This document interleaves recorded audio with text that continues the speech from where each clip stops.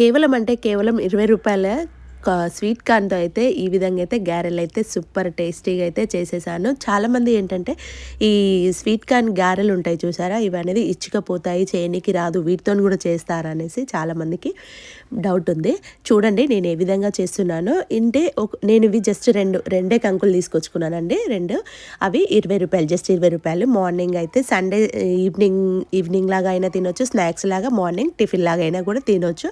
వీటికి ఆయిల్ అయితే ఎక్కువ పీల్చుకోదండి. మనం కలిపే దాన్ని బట్టి ఉంటుంది. మనం కొంచెం లూజ్గా కలిపితే అది ఆయిల్ ఎక్కువ పడుతుంది. మనం మంచిగా పర్ఫెక్ట్గా కలిపితే మాత్రము ఆయిల్ ఎక్కువగా పీల్చుకోదనమాట. దీనికి కావాల్సినవి అవి ఆల్రెడీ నేను ఆ విత్తనాలు అనేది ఒలుచుకున్నానంటూ, మొక్కజొన్న పొత్తులు ఒలుచుకున్నాను. ఎల్లిపాయలు అండ్ జీలకర్ర,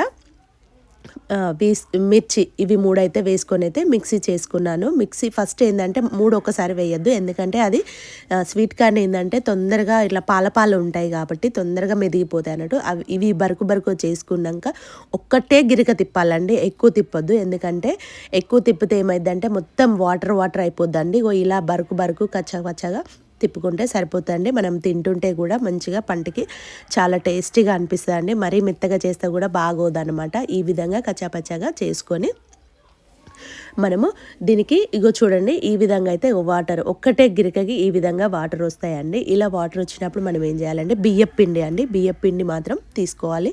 లేదు మీ దగ్గర బియ్యపు పిండి అవైలబుల్ లేకపోతే మైదా అయినా లేదంటే గోధుమ పిండి అలా అయినా యాడ్ చేసుకోవచ్చు అనమాట.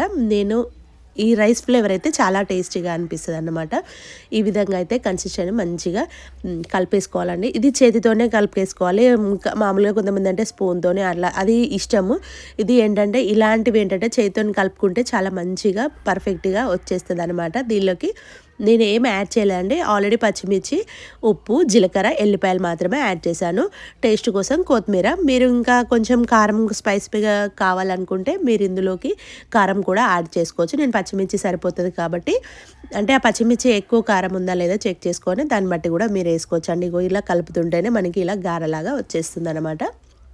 దీనికి మనం గారెలాగా ఒత్తేటప్పుడు వాటర్ ఏమి యాడ్ చేసుకోవాల్సిన అవసరం లేదండి. మామూలుగా పిండి బాల్ లాగా తీసుకొని ఇలా చేతితో ఇలా ప్రెస్ చేస్తుంటే ఆటోమేటిక్గా వచ్చేస్తుందండి. మనం వడలకు కదా కొంచెం వాటర్లో తీసుకొని అట్లా చేయాల్సిన అవసరం ఏం లేదండి. దీనికి సరిపడేంత డీప్ ఫ్రైకి సరిపడేంత ఆయిల్ అయితే అస్సలు పీల్చుకోదండి. నేను ఎంత ఆయిల్ పోసానో మళ్ళీ అంతే ఆయిల్, జస్ట్ ఒక స్పూన్ అంతా మాత్రమే పీల్చుకుంటుందండి. చాలా టేస్టీగా, పిల్లలకి హెల్తీ కూడా, అంటే ఆయిల్ ఫుడ్ వద్దు అనుకుంటే మీరు మామూలుగా పెనం మీదనైనా కాల్చి కూడా ఇవ్వచ్చు అన్నట్టు. నేను ఈ విధంగా అయితే ఆయిల్ పట్టదు కాబట్టి నేను ఈ విధంగానైతే వేసుకుంటున్నాను అనమాట.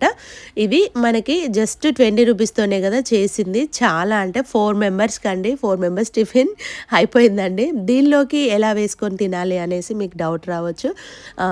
సాస్ అయినా పెట్టుకొని తినొచ్చు, ఉట్టిగా అయినా తినొచ్చు, స్నాక్స్ టైంలో అయినా అంటే మార్నింగ్ టిఫిన్ లాగైనా చేయొచ్చు అండ్ ఈవినింగ్ స్నాక్స్ లాగైనా కూడా చేసుకోవచ్చు. ఇవేంటంటే కొన్ని అంటే ఇప్పుడు ఈ ఆయిల్లో వేయగానే మనం పర్ఫెక్ట్గా అంటే కలపడం మంచిగా కాకపోతే ఇచ్చుకపోతాయి అనమాట. అందుకే కొంచెం పిండి మంచిగా కలిపేసుకొని చూడండి, అసలు ఆయిల్ ఏమీ అంటట్లేదండి, మంచిగా పర్ఫెక్ట్గా వచ్చేసాయి. ఈ లోపల ఉడకకుండా ఉంటాయి. కొంచెం లో ఫ్లేమ్లో పెట్టుకొని మంచిగా అటు ఇటు తిప్పుకుంటూ కాల్ చేసుకోవాలండి. మీకు కావాలంటే సాస్ యాడ్ చేసుకొని తింటే పిల్లలు ఎక్కువగా ఇష్టంగా తింటారు కదా.